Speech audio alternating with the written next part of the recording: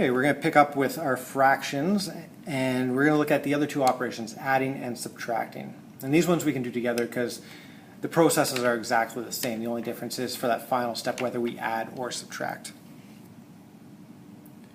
The first thing we want to do is find a common denominator. And again, denominator is just a fancy word for the number on the bottom. And if we want to find something that's common, we want to find something that is the same. So if we look at 4 and 3, well, those are different. They're not the same. So we need to make them the same somehow. Okay? The easiest way to do this is to multiply them together.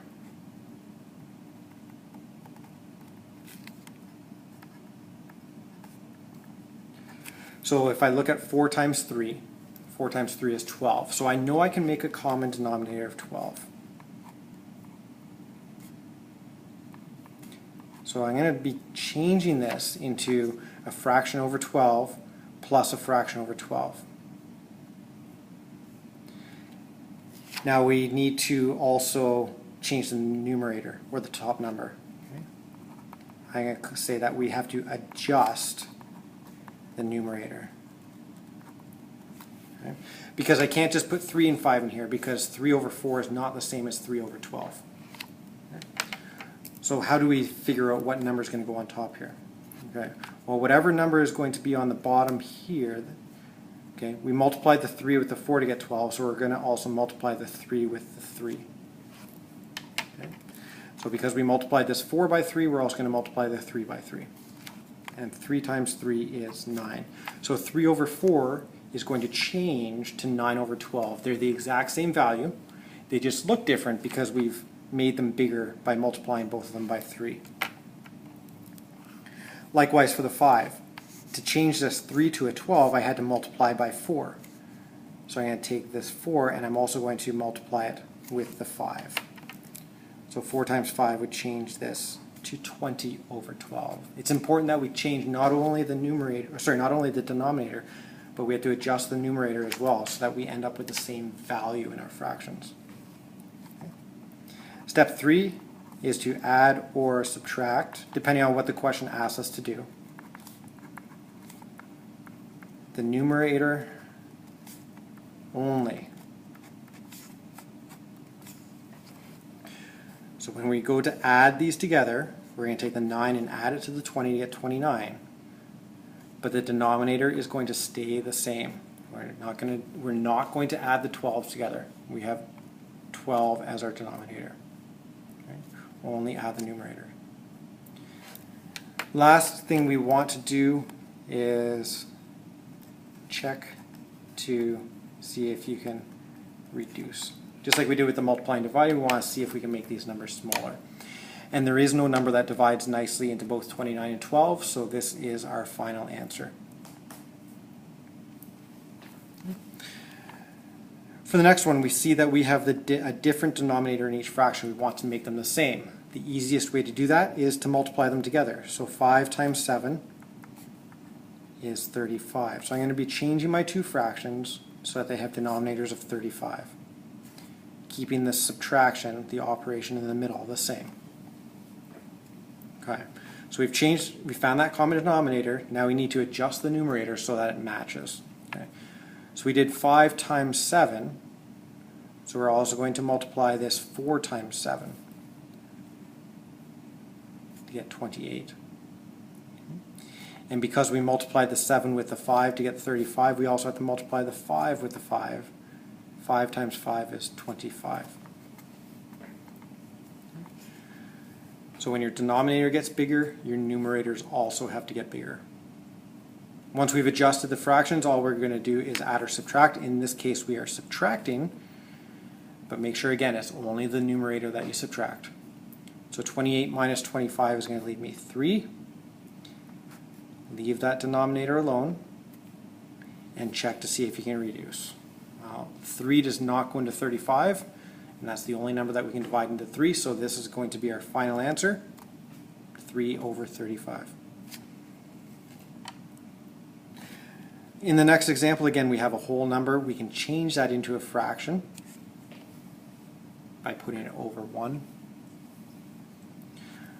two different denominators, multiply them together. 4 times 1 is 4.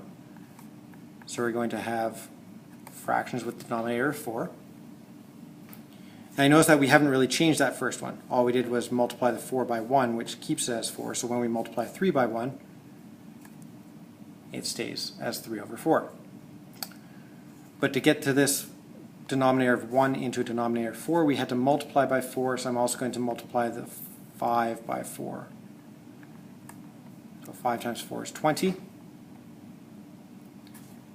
Denominators are the same, numerators have been adjusted. Combine the numerators together. This time we're adding again. Keep that denominator the same. Check to see if you can reduce. We can't. So 23 over 4 is our final answer. And great time to pause the video. Try the last 3 on your own. Restart when you're ready. And then once you're done, you can move on to the worksheet. If you have any questions, or you're still struggling, or you want to try another couple examples together, come on up and see me and we can work through some more together.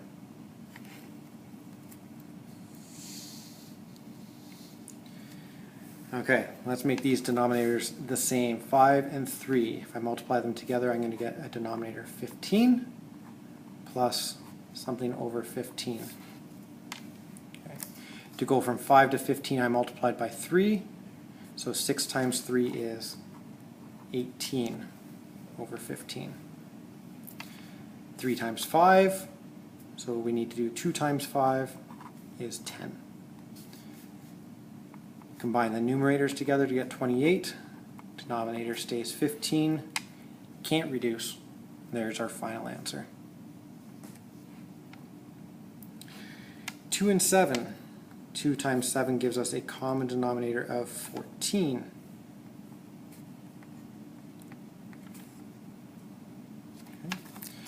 2 times 7 gives us 14, so 7 times 7 gives us 49. 7 times 2 gives us 14, so 3 times 2 gives us 6. Be careful that we're doing subtraction, not addition. So 49 minus 6 is 43. Denominator stays 14. Again, can't reduce this one. There's your final answer, 43 over 14. Last one, make that whole number a fraction. We want to make this 1 and the 3 the same so we can multiply them together.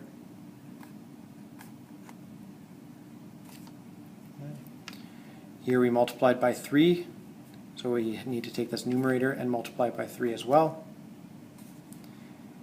This denominator stayed the same, so the numerator can stay the same, which is the same as multiplying by 1. Follow with the subtraction. 9 minus 4 is 5. Denominator stays a 3. Can't reduce that one either. You'll find that in most cases where you're adding and subtracting fractions, we're not going to be able to reduce. But reducing is very common in the multiplying and dividing, so make sure you're especially careful with those ones. But don't ignore the reducing and the adding and subtracting. It's just you often won't find that you can. We'll see you next time.